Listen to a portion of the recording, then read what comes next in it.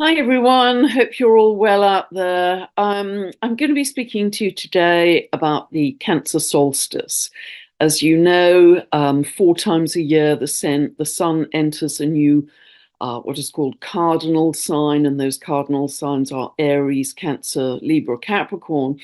And these are very important points in the tropical zodiac, as I say, and they were very important moments for ancient peoples who always used to hold ceremonies around that time, usually the day before, um, when all of the Earth's energy lines were coming into harmony. But as we know from Rory Duff's wonderful work, the geobiologist, what are called the harmony times of all the Earth's energy lines coming into harmony are extending and extending year by year. So the Earth is most certainly going through a huge upgrade right now that we're well aware of, I think. So I'm going to be speaking to you today about the Capricorn solstice. Later this week, I'm going to be filming the next update for the full moon in Capricorn, which happens just a couple of days after this solstice. But I think this is a particularly important one and a very unusual one in many ways, because we, of course, are in very unusual times. So, without more ado, I'm going to share the chart with you and talk you through it. There's quite a lot to say.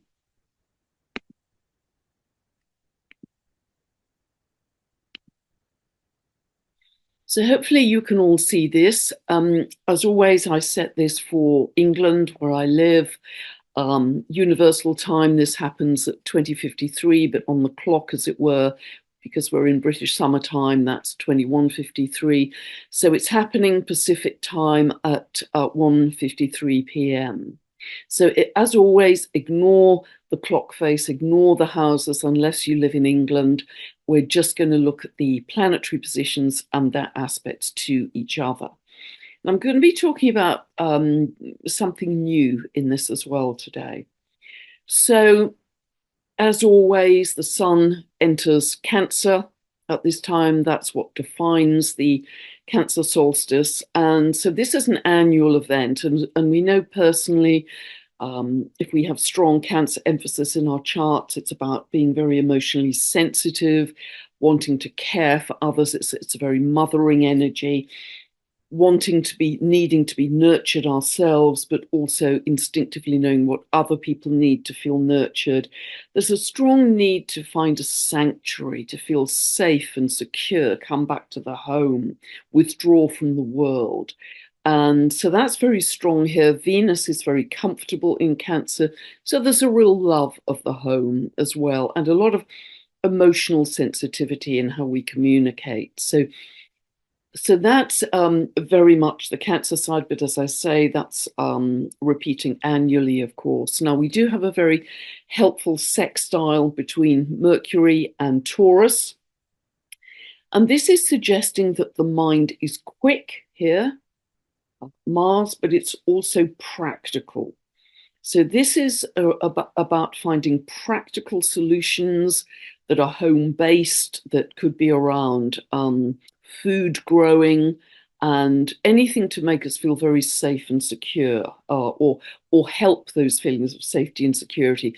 I've talked quite often about, if you don't have a garden or very little space, always think about growing microgreens. It's incredibly inexpensive to set up. You just need a sprouter, and you can you can either just do it from dried lentils and chickpeas and that kind of thing, or you can even get sprouting kits with all of the beans and lentils and chickpeas and broccoli and etc. And it takes about 3 days. You just have to spray twice a day with water, and you then have incredibly nutritious fresh microgreens. So please do think about that, because it's such whatever's happening in the world, that's such an easy, inexpensive way to grow incredibly nutritious food. It's also fun for children, that kind of thing too. Now, the moon is in Sagittarius. So this is very interesting. The moon is in Sagittarius. And Sagittarius generally is a sign that gives us optimism and hope.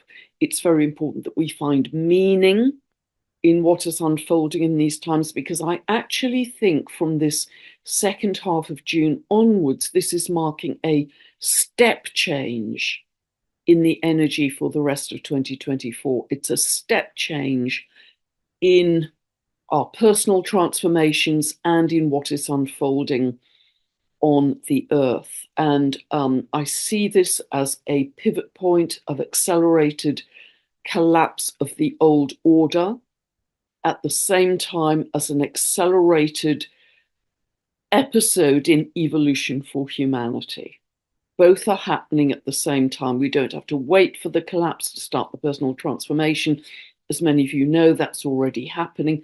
Both are simultaneous, and it simply depends on where you put your focus as to what you are experiencing most strongly. If you put your focus on fear, if you're watching the nightly news, you will be seeing an awful lot of drama, color, fearful events unfolding.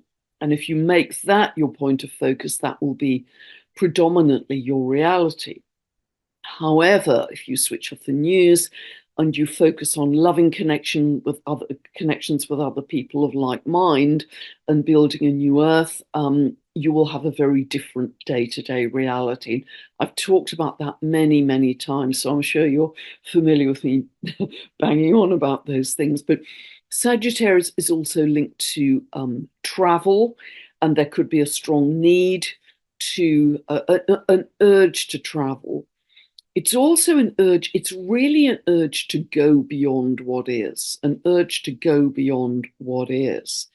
And certainly the Sun square to Neptune here is suggesting escapism as well. But because of these quindichiles, 165 degrees, you have to use a very tight 2-degree orb for 165-degree aspect. It's spelt quindecile.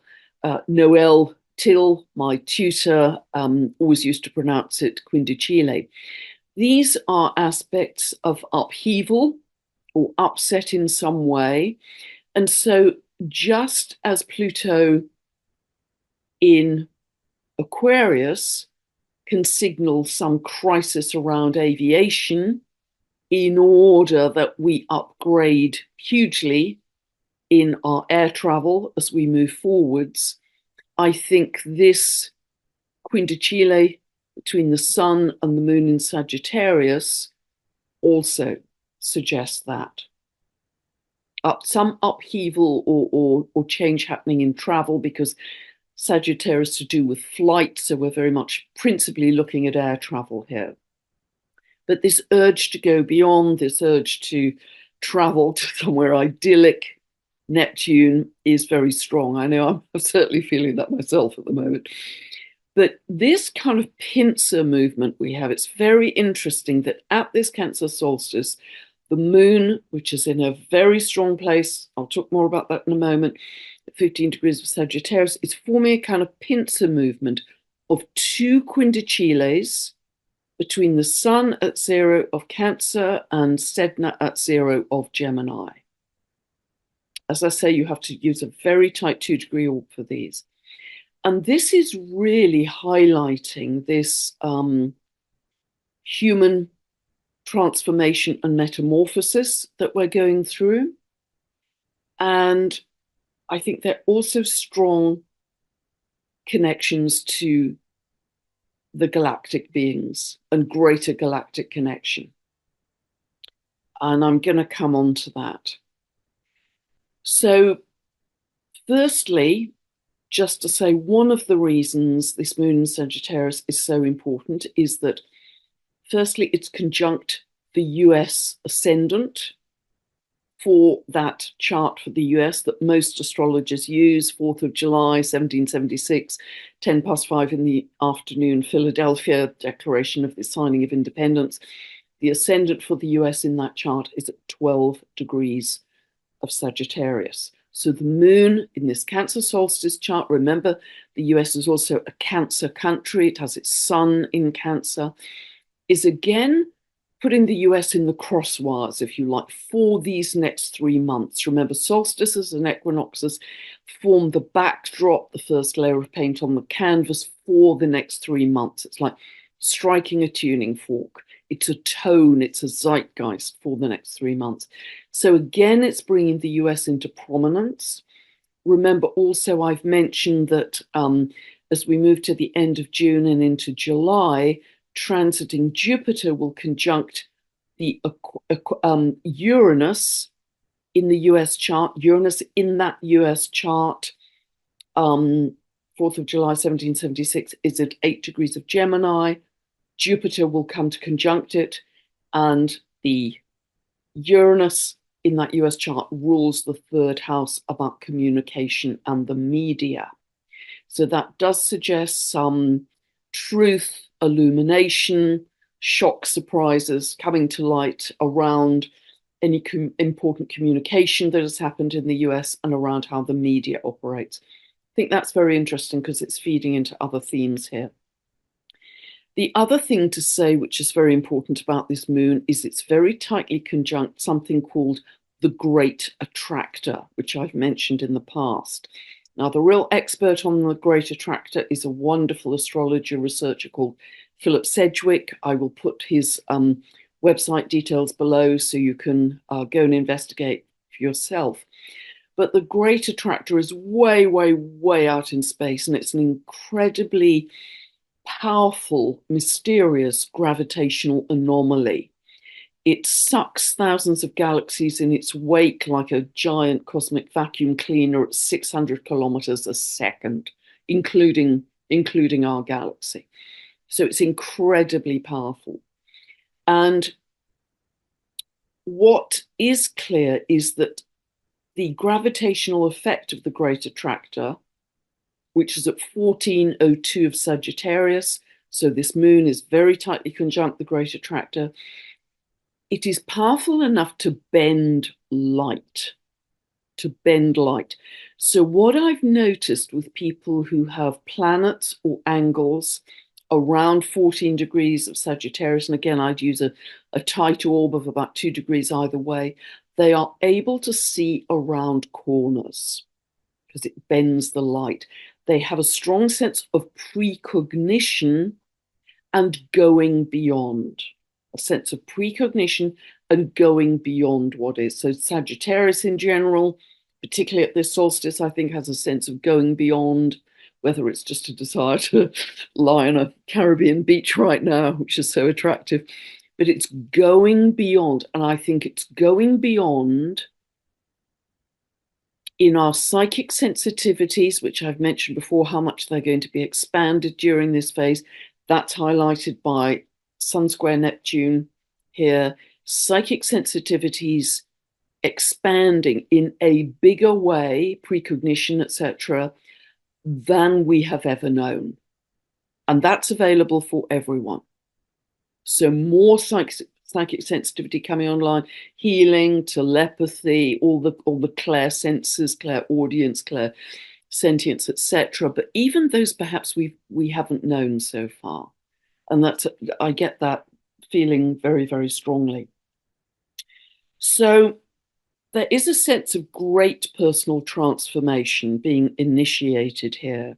I've talked in previous videos recently about this this finger of fate, or this finger of God, which is between Neptune and Sedna at the base. If Neptune had just dipped into 0 of Aries, which it will next year, you can see that more clearly, that sextile. And both of them, you can see that dotted green line from both of them.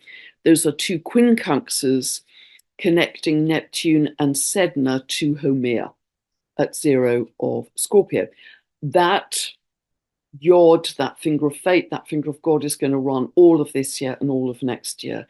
And again, recently I've talked at length about how this really represents personal transformation, spiritual transformation, Neptune, metamorphosis for humanity, Sedna, Homer being incredibly regenerative, anti-aging, longevity, new land masses coming up from the earth, cleansing the earth, purifying the earth, being able to summon wild food from the land and the seas, even if it had been laid waste. These are transformational principles that we're seeing in operation.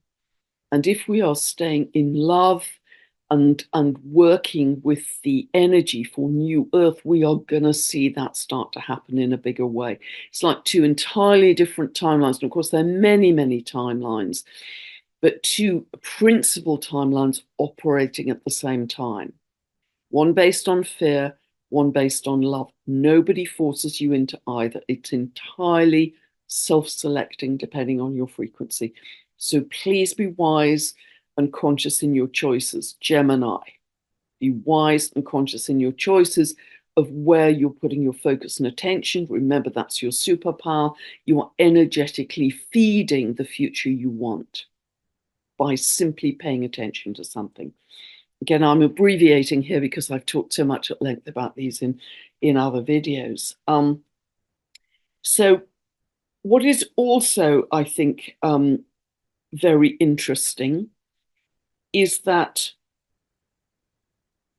Uranus here,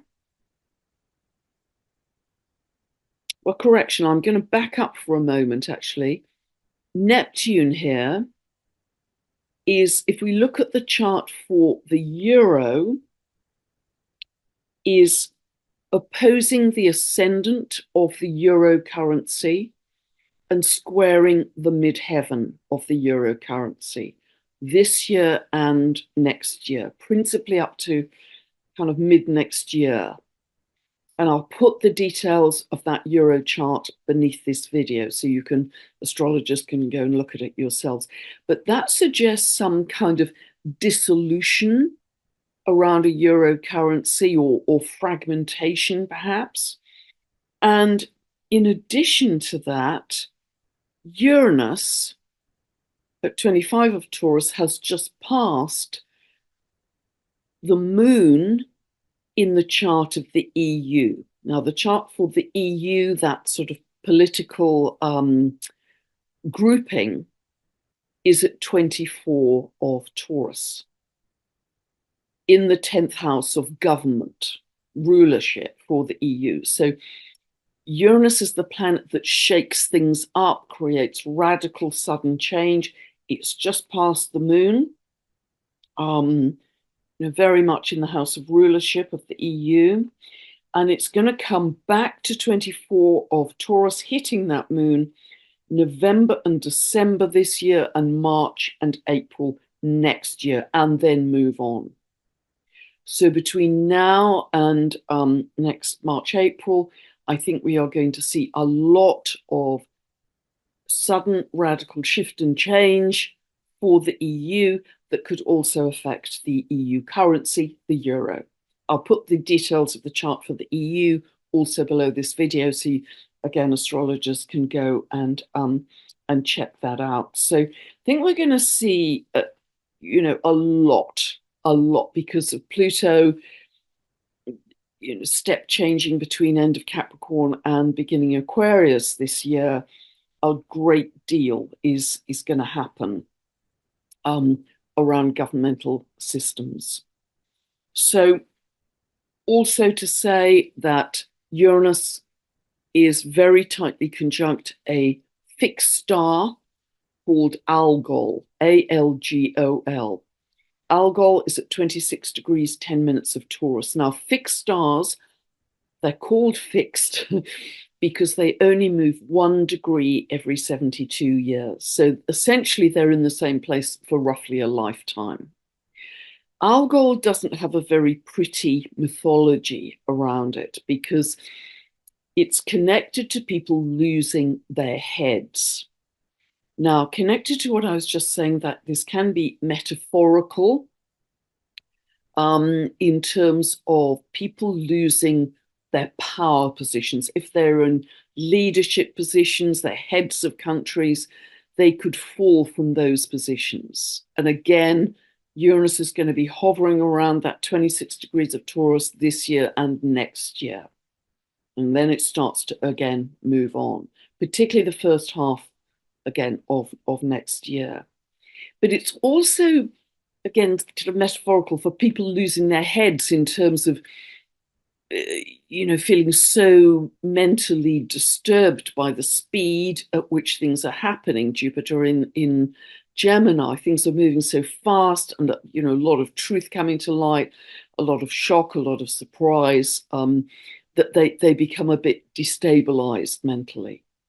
And so that's part of this picture too, and that theme is emphasized by Pluto in Aquarius, because Aquarius is ruled by Uranus, which is where we can become kind of jazzed up in our nervous system. Both Gemini, where Jupiter is, and Aquarius, where Pluto is, are both connected not only to our minds, but our nervous systems being very frazzled, very jazzed up by the speed and the information that may be coming out around this time and ongoing.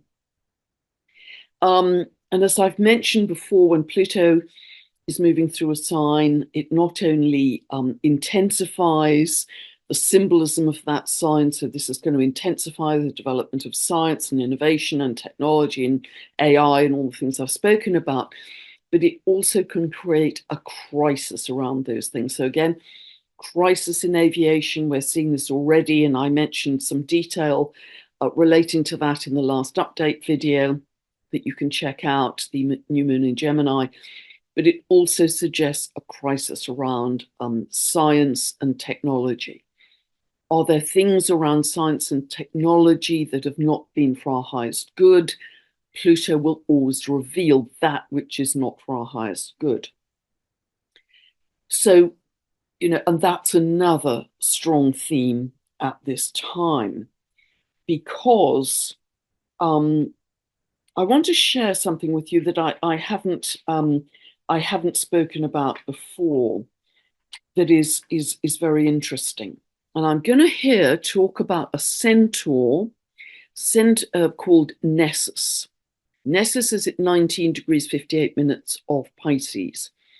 Nessus has a 125-year orbit, and the centaurs were regarded as kind of half man, half horse.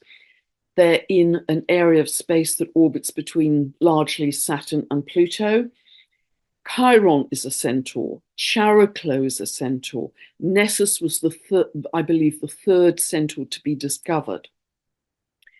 Now, Centaur is the son of Ixion in myth. Nessus does not have very pretty mythology, but I think it is staggeringly relevant to where we are with this upshift in transformation that we're going to start to see. So let me describe the myth, and it's a little bit complicated, so I'm going to go through it slowly. The real expert on Nessus is the astrologer Melanie Reinhardt. I'll put her website below, because she's been the expert on Chiron, as many of you know, also on Chariklo, also on Nessus, also on another centaur called Pholos, but we're not going to talk about Pholos today. So, in the mythology, Nessus was asked by Hercules to ferry Hercules' wife, Deandira. I believe I'm pronouncing that quickly. I'll put the spelling of that below, so I might have hundreds of people writing to me asking about the spelling. I believe it's pronounced Deandira. He was asked by Hercules to ferry Deandira across a river. And, like father, like son, Nessus tried to rape Deandra, and Hercules saw what was happening. He came to his wife's rescue, and he shot and killed Nessus using a poisoned arrow. As Nessus lay dying, he gave some of his poisoned blood to Deandira, and he told her that it was actually a magical love potion, and that she could use it if she ever suspected that Hercules was being unfaithful to her. And what this magical love potion would do is to bring Hercules back to her, to be faithful again. So this mythology is very related to deception and gaslighting and poison involving the arrow and the blood. So Deandira believed Nessus, And but some of this blood was on Hercules' shirt. She put some of the blood from Nessus, who was dying, onto Hercules' shirt, her husband's shirt, when she thought he was being unfaithful, because she believed Nessus's story about this was a love potion. So she put some of the poisoned blood from Nessus onto Hercules' shirt, her husband's shirt. And he was poisoned by the blood and he died instead of coming back to her. He wasn't actually being unfaithful either. She had misread it. So there's a lot of, gaslighting, misreading, misleading.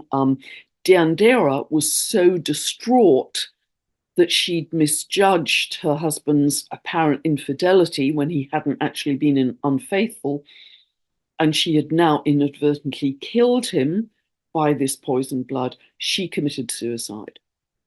So this is not a pretty myth. But it's very interesting. So it's all around, deception, blood, gaslighting, poisoning, regret. It's very interesting that Neptune, as I've spoken about many times before, also rules the blood, particularly when it's in its own sign of Pisces. It's at the anaretic degree, 29 degrees of any sign, last degree of a sign is linked to a kind of, crisis around that particular symbolism. So, we have a lot here. Now, Nessus is very tightly conjunct Saturn. And Saturn is obviously the ruler of Capricorn, where Pluto is going to retrograde to from the 2nd of September to the 19th of November. That's kind of the last gasp, if you like, of the old order. Saturn is related to governments, authority, rules and regulations, being told what to do, top-down authority. So it is remarkable, I think, at this time that Nessus is conjunct Saturn. And Melanie Reinhardt, her kind of shorthand for Nessus is the buck stops here. The buck stops here. And quoting Melanie, she says that Nessus will bring opportunities to understand and release deep patterns of helplessness, because it's connected to the abuse of power, which is fascinating. So was the Saturn-Pluto conjunction, 12th of January 2020. Remember that I've spoken about many times. So it's the release of deep patterns of helplessness and being taken advantage of, having been oppressed. Nessus activations correspond with times when things really do end, finish, and transcend to another level. And the true healing can then begin.